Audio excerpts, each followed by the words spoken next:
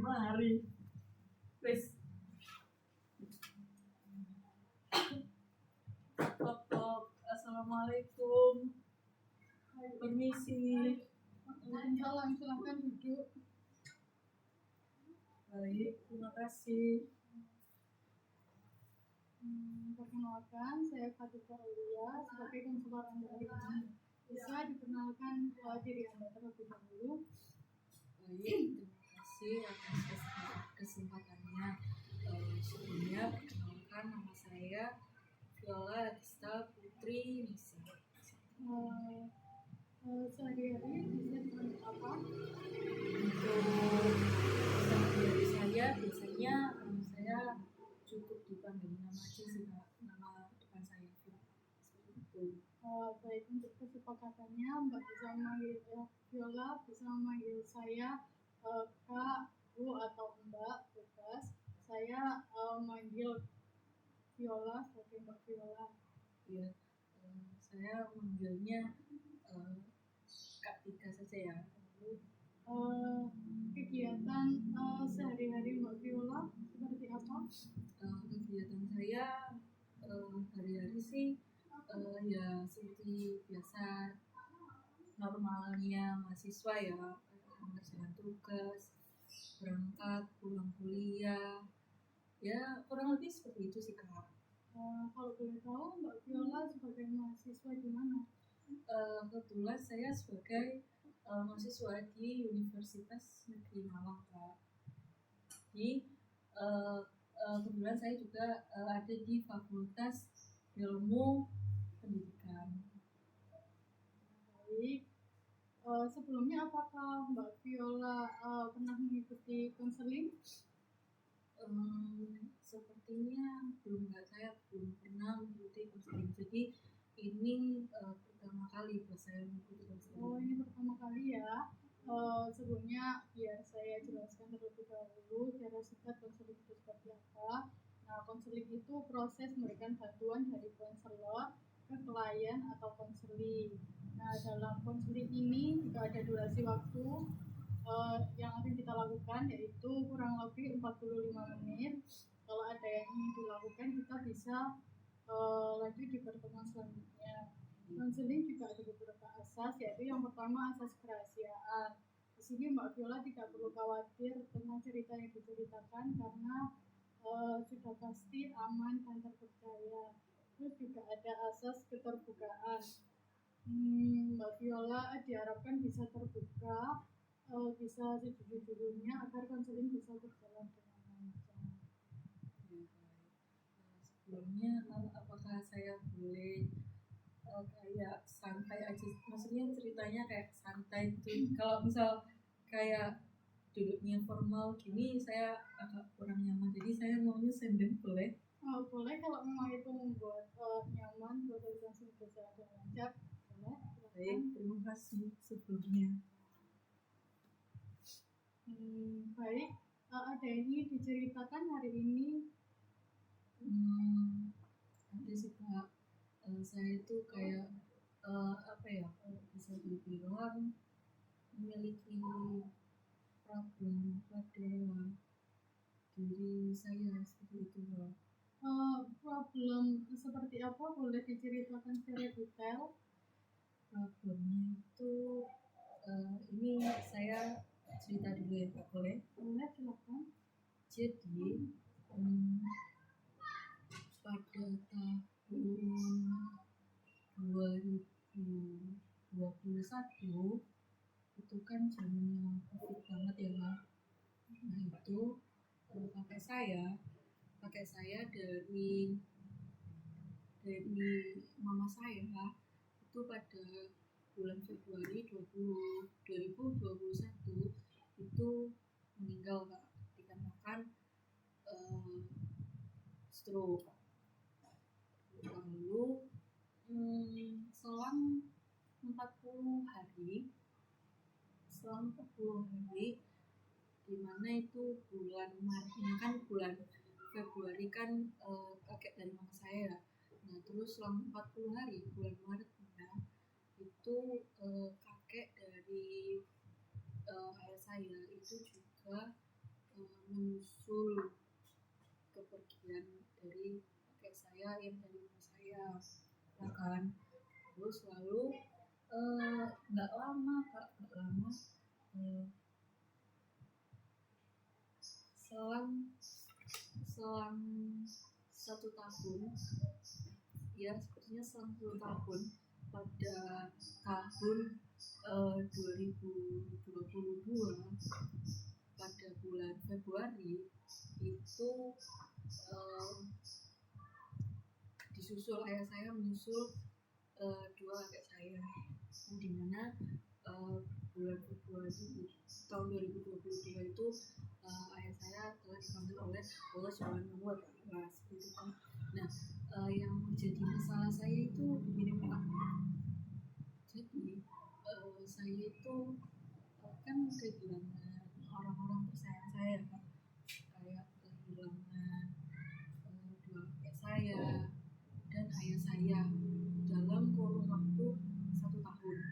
1 tahun saya kehilangan orang tersayang saya. Nah, problem saya itu jadi di keseharian saya itu menurut saya ini problemnya sangat mengganggu sih ya. Problemnya mengganggu karena apa? Kan saya kehilangan orang tersayang saya, yaitu ayah saya dan adik saya. Lalu yang membuat problem saya itu jadi berpikir kayak negatif gitu loh Pak, dengan orang sekitar saya. Dan pemikiran negatif yang saya maksud ini itu kayak saya ini takut kehilangan orang terdekat saya, contohnya seperti nenek saya, kakak saya, itu tuh juga tiba-tiba pergi meninggalkan saya.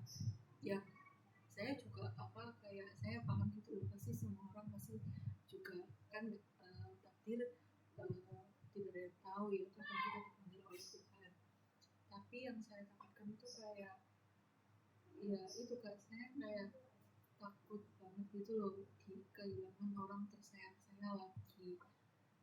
Kayak saya itu takut itu sih kak, jadi itu kayak membuat pikiran saya itu overthinking, terus banyak pikiran, dan itu menurut saya cukup mengganggu sih, dan saya juga nggak paham apakah itu normal atau enggak, seperti itu sih kak.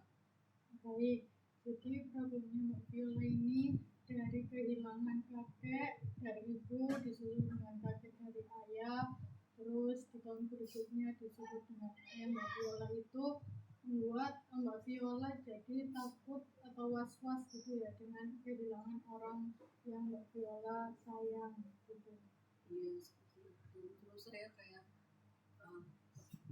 sometimes nih kayak saya tuh mikir kayak aduh ini adil nggak sih, kayak cuma setahun loh tiba-tiba kayak saya tuh dipanggil, terus tahun sebelumnya dia kayak saya, terus tahun selanjutnya itu ayah saya. Jadi kayak ketakutan saya itu semakin, saya ini nggak takut, maksudnya saya takut, cuman saya ini kayak gimana ya kayak jelasnya.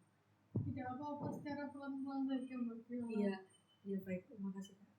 Jadi ini kayak saya ini bingung gitu loh kak sama diri saya sendiri. Saya ini takut dengan, ya pasti semua orang juga takut ya dengan kematian, tapi saya tuh takut kalau semisal suatu waktu orang terdekat saya atau orang tersayang saya atau keluarga saya, teman saya itu pergi meninggalkan saya, dalam artian pergi meninggalkan saya itu bukan pergi karena apa-apa, tapi perginya itu karena dipanggil oleh Tuhan. Wah itu kacau banget sih kak, itu kayak kalau saya ingat lagi itu benar-benar kacau banget. Saya kayak ya Allah, saya takut buat kehilangan orang tersayang saya lagi-lagi. Jadi kayak setiap hari-hari saya itu saya dikelilingi oleh rasa ketakutan yang ada di diri saya, di otak saya, di perasaan saya, seperti itu sih Kak. Jadi itu dari ketakutan-ketakutan tersebut Mbak Viola jadi juga melakukan kegiatan sehari-hari itu berdampak ya, kayak Mbak Viola selalu overthinking, selalu memikirkan hal-hal tersebut. Nah, sebelumnya apakah Mbak Viola memiliki hobi atau kesenangan dalam sesuatu?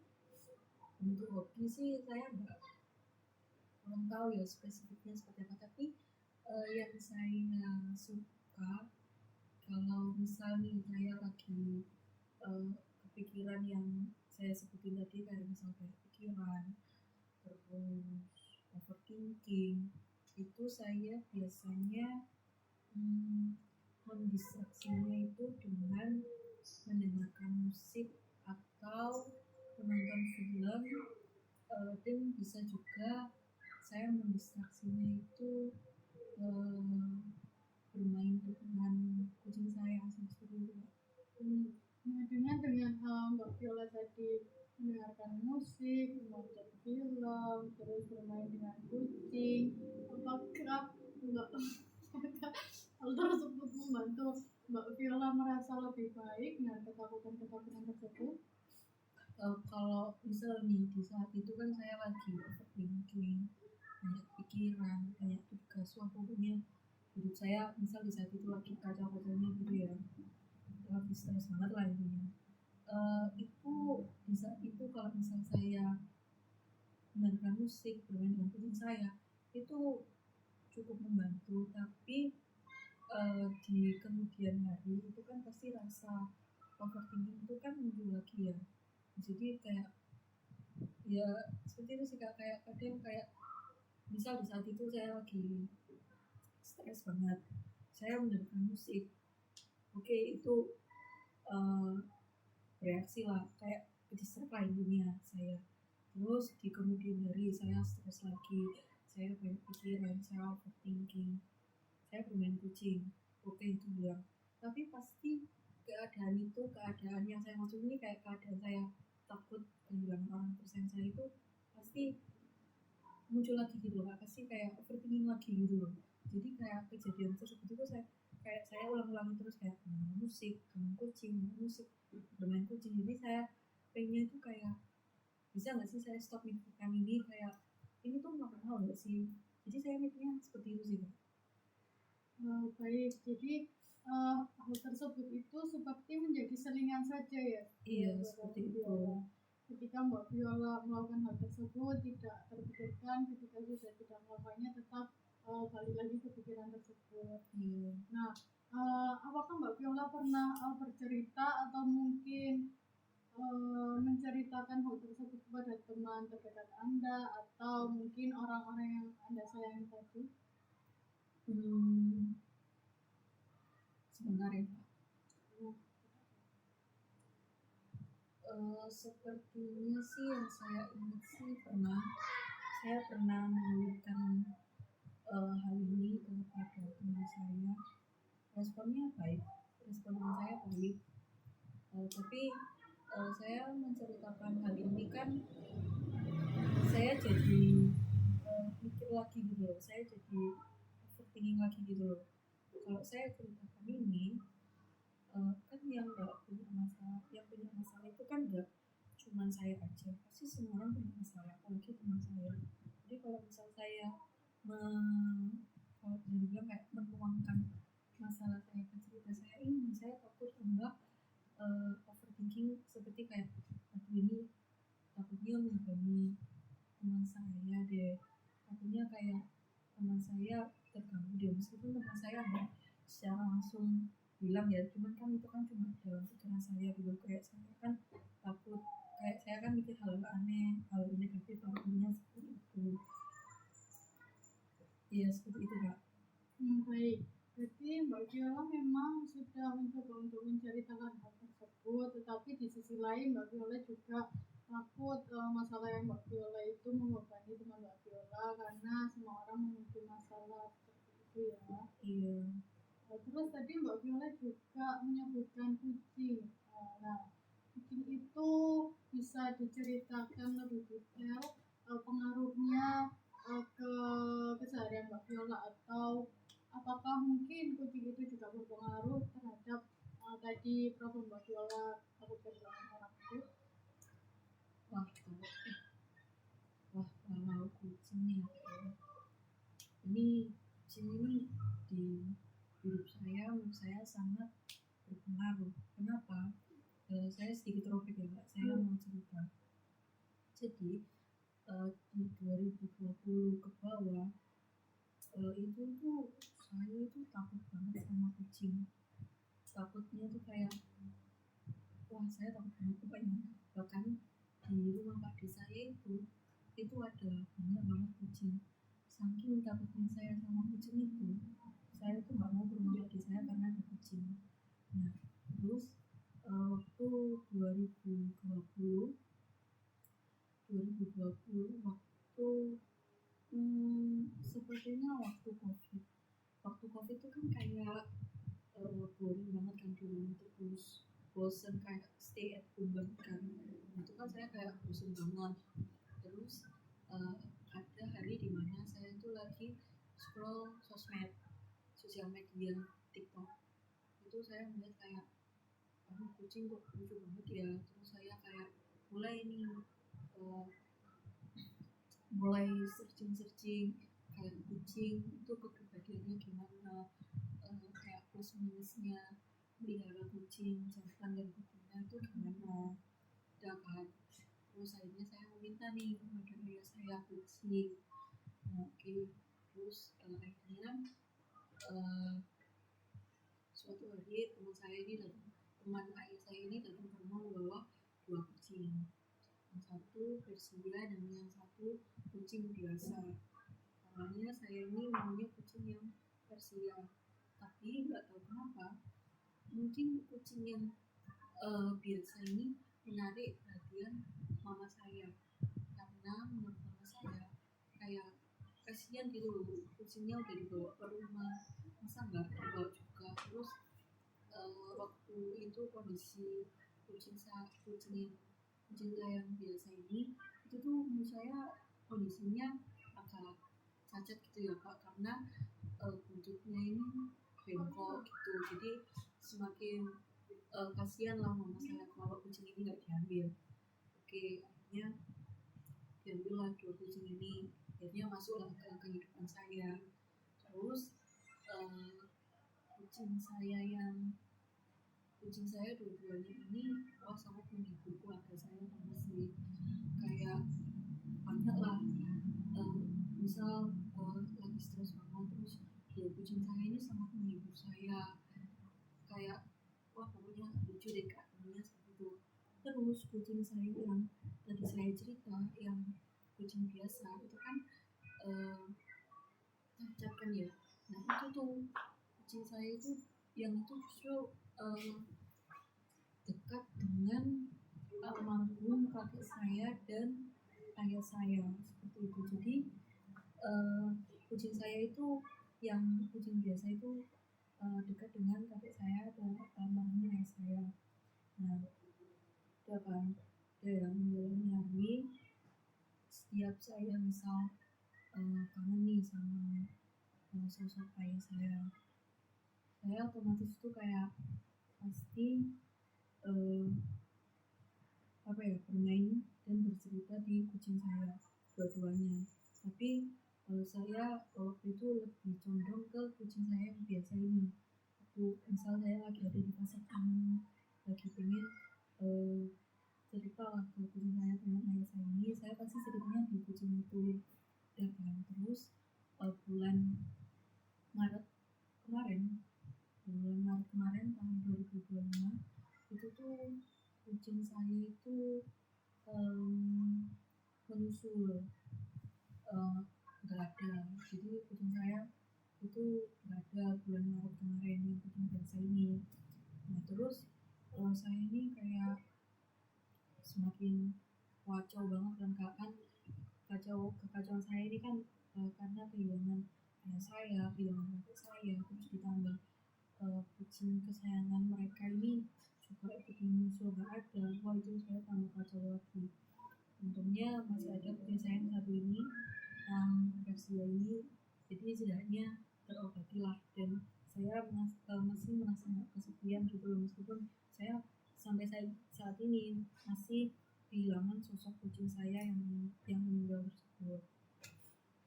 Nah terus kenapa sih kucing saya ini sangat berarti ya di hidup saya, yaitu karena yang menemani keseharian saya, menemani saya sholat, ngaji, mengerjakan tugas, tidur, makan, itu kucing saya.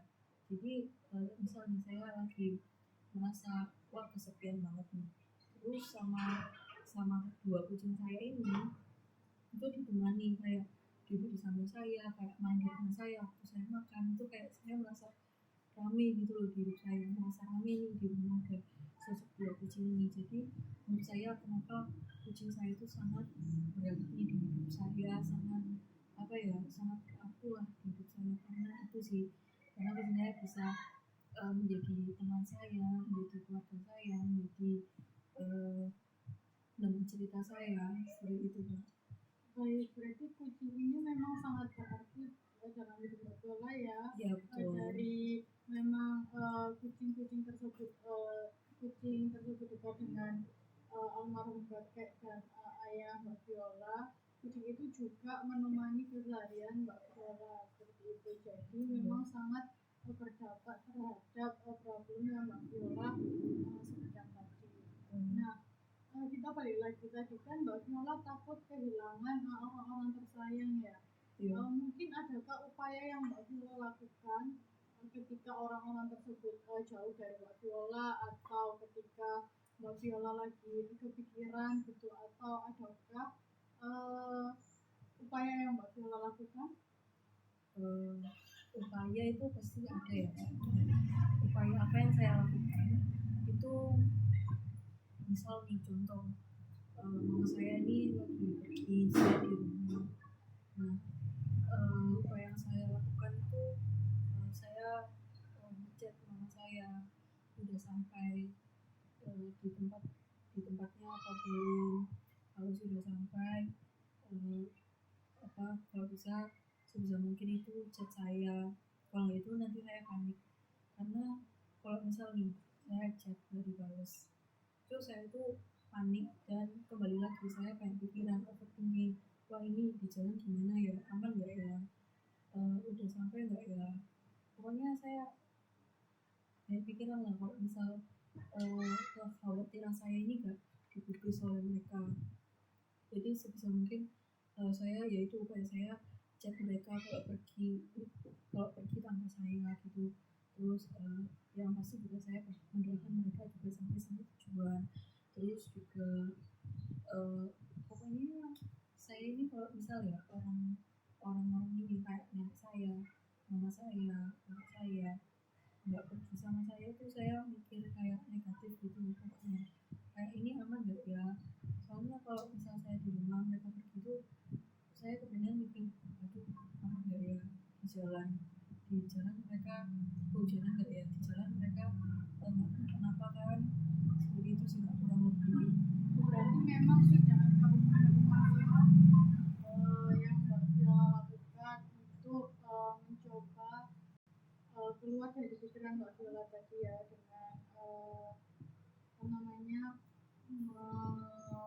chat seperti itu. Nah, menurut Mbak Viola apakah hal tersebut membantu Mbak Viola untuk lebih tenang seperti itu? Kalau misal chat WhatsApp saya ini dijawab, saya tenang, tapi kalau misal chat ini nggak dijawab, wah saya nggak tenang banget, saya pasti makin dari overthinkingnya, karena kan saya kan apa ya, saya kan khawatir gitu ya, karena kan ya balik lagi saya kan memiliki trauma kehilangan orang kepercayaan saya. Jadi kalau misalnya saya khawatir mereka pergi dan memikirkan hal yang aneh-aneh, pokoknya itu saya kayak wah saya kacau deh. Jadi semisal orang-orang ini nggak membalas apa ya, nggak memikirkan kekhawatiran saya kayak semakin aduh terus tolong jawab WA-nya lah, at least kayak ya atau udah sampai itu kayak saya sudah tenang gitu. Soalnya kalau nggak dijawab saya pasti panik banget, saya kayak wah panik, stres, banyak pikiran, overthinking, kayak wah kacau deh saya seperti itu. Saya mengerti perasaan Mbak Viola. Karena kalau memang ketika kita menanyakan kabar seseorang ketika tidak jawab itu kita seperti berpikiran orang tersebut kenapa-napa seperti itu. Iya betul sekali. Nah, dari pikiran-pikiran tersebut Mbak Viola tadi mengatakan sangat overthinking, kepikiran banget. Nah, selain masalah tersebut, apakah dengan problem Mbak Viola tersebut jadi pikirannya kemana-mana, jadi masalahnya kemana-mana, apakah seperti itu? Iya benar banget Kak, karena kan overthinking ya, overthinking kan dalam artian kan kayak terlalu banyak pikiran, terlalu berpikir kemana-mana. Jadi kalau misal saya khawatir sama mereka waktu mereka pergi, ya saya otomatis kayak khawatir kan, karena kan ya balik lagi kan saya memiliki trauma ditinggal oleh orang-orang tersayang saya. Jadi kalau misal mereka nggak menghubungi saya ini kayak ya gitu balik lagi stres, panik, gimana ya, kayak saya mikirnya kayak alhamdulillah ya mereka ini kayak di jalan kenapa-napa, kayak terus kayak saya mikirnya kayak mereka kecelakaan. Pokoknya saya tuh nggak bisa banget berpikir positif, jujur saya nggak bisa banget berpikir positif waktu mereka pergi kan, karena itu pasti toksik ya kan, nggak adil. Tapi saya itu nggak bisa, saya itu pasti mikirnya itu ke hal-hal yang cenderung ke hal yang negatif dan positif. Saya sudah mencoba memikirkan hal yang positif kayak mereka aman lah, tapi saya itu tetap nggak bisa, saya pasti mikirnya itu ke hal-hal yang negatif seperti itu Kak. Oh baik, sebelumnya apakah Mbak Viola ketika seseorang mengkhawatirkan Mbak Viola itu seperti yang Mbak Viola katakan menanyakan kabar, apakah Mbak Viola berarti dengan cepat memberitahukan bahwa Mbak Viola memang baik-baik saja agar mereka tidak merasakan apa yang dirasakan Mbak Viola?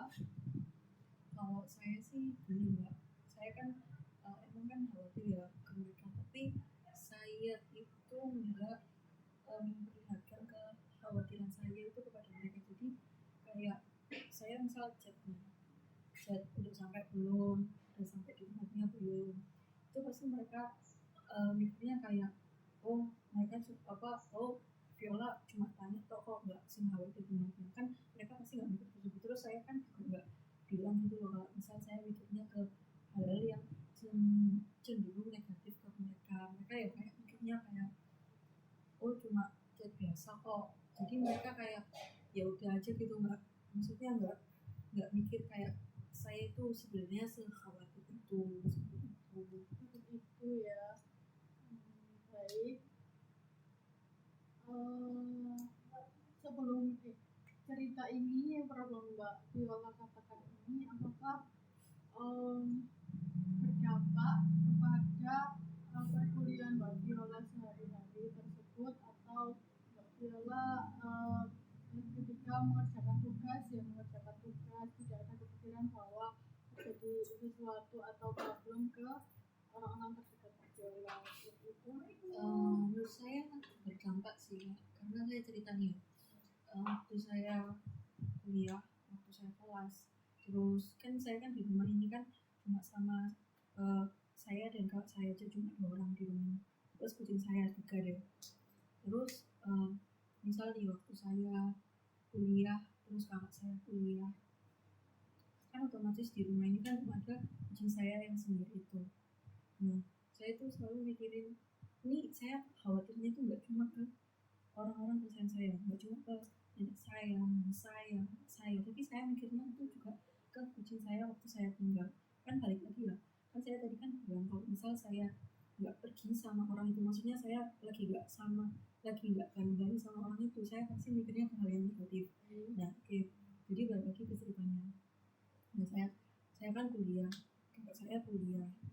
Nah di rumah ini kan cuma ada cuma ada kucing saya kan, otomatis. Nah waktu di kampus itu saya mikir di rumah waktu kayak misal nih kayak misal gempa atau apa itu kucing saya nggak apa nggak ya, soalnya kan papa saya kan digembok gitu, takutnya kan nggak ada yang bisa nolongin kucing saya.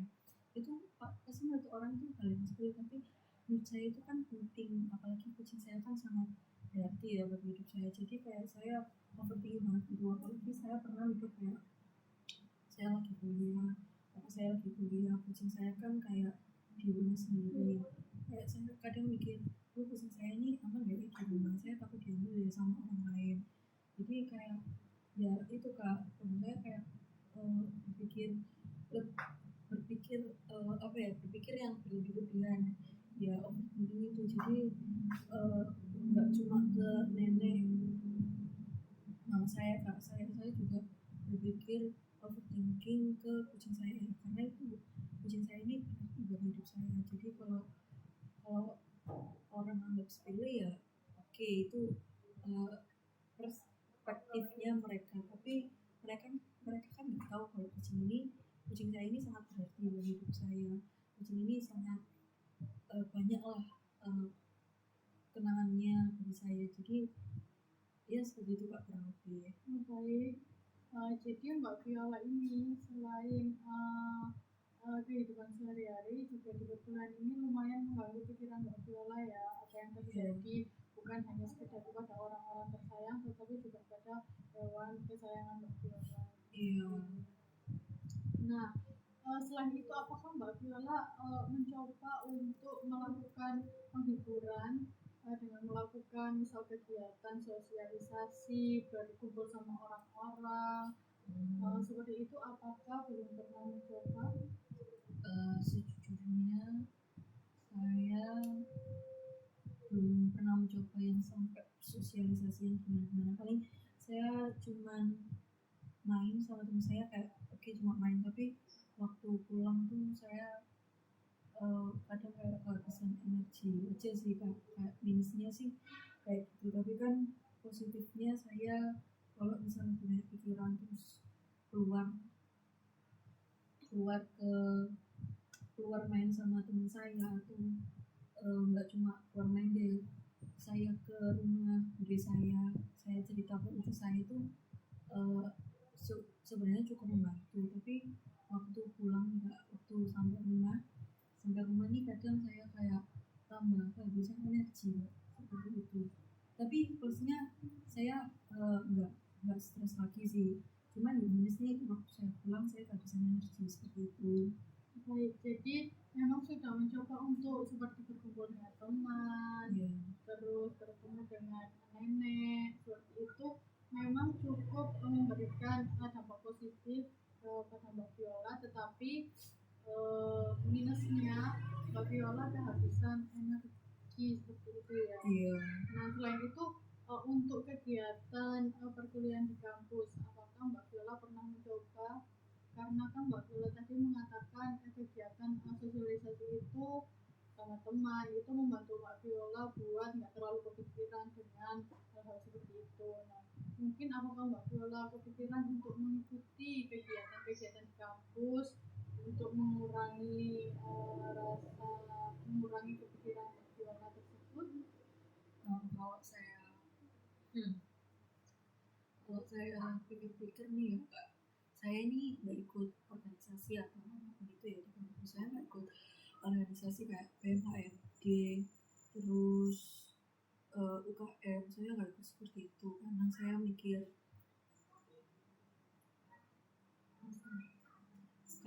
mikir kayak oke, plusnya saya nggak pokoknya overthinking saya bisa terpinggirkan lah karena saya ikut organisasi. Tapi minusnya pas saya gampang terkuras energi saya sih kak.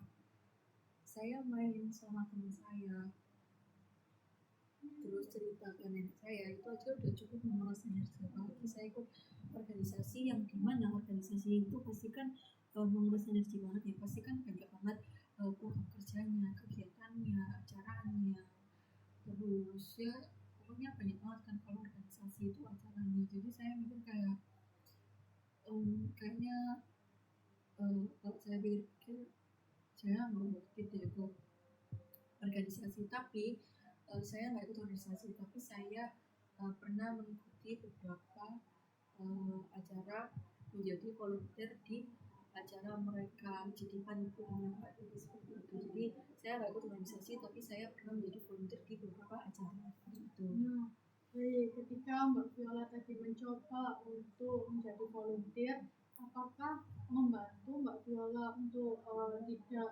terlalu overthinking atau tidak terlalu kepikiran dengan masalah Mbak Viola tersebut? Kayak membantu sih Kak, karena kan balik lagi kan pikiran saya kan teralihkan ya, karena jadinya saya jadi panitia, ya saya fokusnya menjadi panitia, jadi saya nggak mikirin hal-hal yang membuat saya stres, kayak yaitu kayak kehilangan itu. Jadi kalau misalnya saya waktu jadi volunteer, jadi panitia di acara tersebut, udah saya fokusnya Bohong. sedih, tapi kan saya laptop berapa menit gak usah mas, berapa menit jadi 10 menit sampai makannya 10 menit. Jadi saya sebenarnya nggak terlalu ingin ikut organisasi, karena saya tahu organisasi kan cukup panjang ya, setahun 2 tahun, itu kan pasti program kerjanya, acaranya itu kan pasti banyak. Jadi saya takutnya jadi kayak tambah stres, jadi tambah kayak kacau lainnya. Apalagi kan saya kan hidup kan nggak cuma buat organisasi ya, jadi saya kan pasti hidup kan juga mengerjakan tugas, prestasi, makalah, PT, membuat project, terus kayak banyak lah kegiatan saya kan kayak nggak cuma buat tugas kuliah, saya kan juga mengurus rumah. Balik lagi, saya kan cuma 2 orang ya di rumah, cuma saya sama pak saya. Pak saya ini kan sibuk banget, jadi saya kayak lebih mengurus rumah, kayak mencuci piring, menyetrika, terus nyuci baju, siram-siram tanaman, terus membersihkan rumah. Itu kan udah jadi kegiatan sehari-hari saya ya Kak. Jadi kalau misal ketambahan ikut organisasi, wah itu pasti energi saya pasti terkuras banget sih Kak. Jadi saya cukup mendistraksinya dengan itu saja. Tapi meskipun saya nggak ikut organisasi, kegiatan yang saya lakukan itu saya bisa mengikuti volunteer menjadi panitia di beberapa acara yang memang membutuhkan panitia tambahan. Jadi seperti itu sih Kak. Jadi meskipun saya mengikuti volunteer ini, oke, stres saya cukup reda lah, karena kan saya kan pasti fokusnya ke acara yang saya jadi panitia di acara tersebut. Jadi overthinking saya, berpikir yang negatif itu setidaknya agak tersingkirkan nah Kak, intinya. Jadi setidaknya saya nggak berpikir yang negatif, jadi saya cuma fokus ke acara di volunteer yang saya lakukan, seperti itu kurang lebih. Baik, jadi kegiatan volunteer itu juga membantu Mbak Viola ya dalam masalah yang Mbak Viola alami. Mungkin Mbak Viola bisa mengidentifikasi dari volunteer itu Mbak Viola banyak mendapatkan benefit atau malah Mbak Viola menjadi overthinking atau mengenai tugas-tugas volunteer seperti itu. Kalau misal benefit volunteer itu banyak banget ya Kak. Kayak misal nanti ke depannya saya bisa menambahkan pengalaman tersebut ke CV saya. Terus kalau misal saya ikut volunteer ini, saya bisa jadi menambah teman baru, menambah relasi saya. Nah, untuk minusnya ini,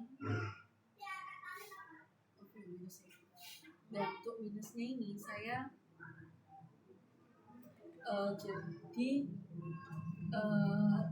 kan tugas volunteer ini kan juga banyak ya Kak, tapi tergantung divisi. pastinya sih saya beberapa masuk ke divisi perlengkapan yang otomatis saya harus mengecek nih perlengkapan yang berdasar ini udah yang siap udah apa aja, ya kurang lebih seperti itu yang saya pertimbangkan.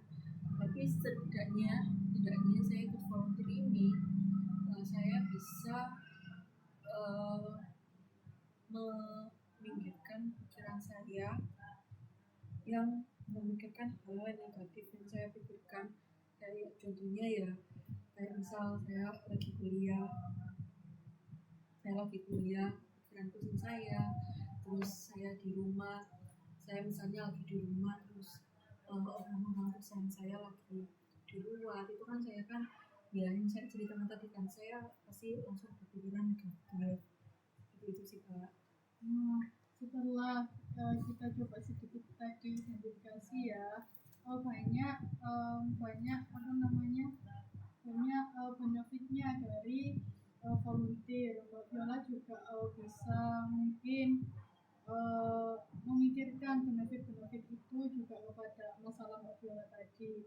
Nah, setelah saya rangkum tadi, Mbak Viola itu memiliki masalah takut kehilangan orang yang disayang, mulai dari kakek Mbak Viola yang meninggal, terus disusul kakek dari ayah, terus disusul dengan ayah Mbak Viola, terus juga kucing kesayangan dari kakek dan ayah Mbak Viola tadi juga menyusul. Itu menjadi rasa trauma sendiri kepada Mbak Viola untuk kehilangan orang-orang yang Mbak Viola sayangi. Iya, terus Kak. Maaf ya memotong. Nah, balik lagi. Nah, kan saya kan misal kalau lagi kangen sama anak saya, itu kan saya pasti ya umumnya ya kira nangis lagi kan. Nah, terus